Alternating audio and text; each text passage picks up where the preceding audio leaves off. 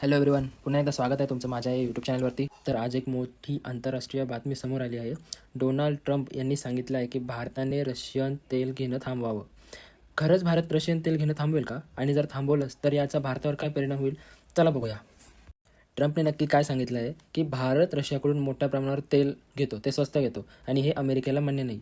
पण ट्रम्प यांच्या मते जर भारताने रशियन तेल घेणं कमी केलं तर भारतावरती अमेरिकेचा तो टॅक्स बसतो ना, टेरिफ टॅक्स म्हणतो आपण, ट्रेड टॅक्स असं म्हणतो, तर तो कमी करेल. म्हणजे अमेरिका भारतावरचे ट्रेड टॅक्स कमी करेल. की भारत रशियन तेल का घेतो? कारण ते स्वस्त मिळतं आणि भारताला रोज मोठ्या प्रमाणात तेल, डिझेल, पेट्रोल हे लागत असतं आणि पेट्रोल डिझेलचे जर दर नियंत्रणात ठेवायचे असेल तर आपल्याला ते स्वस्त घ्यावं लागेल.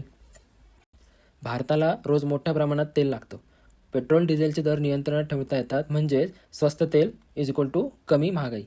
भारताने रशियन तेल घेणं थांबवलं तर भारतावरती काय परिणाम होतील?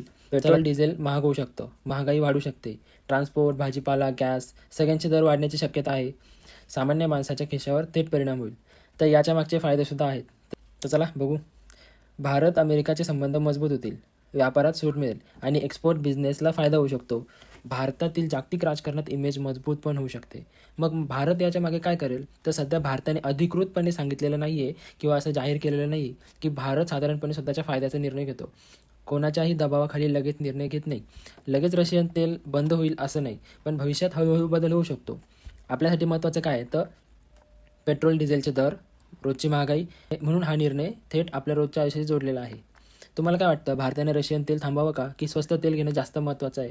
कमेंटमध्ये तुमचं मत नक्की सांगा. व्हिडिओ आवडला असेल तर लाईक करा, शेअर करा आणि सबस्क्राईब करा. तर आजसाठी एवढंच. धन्यवाद.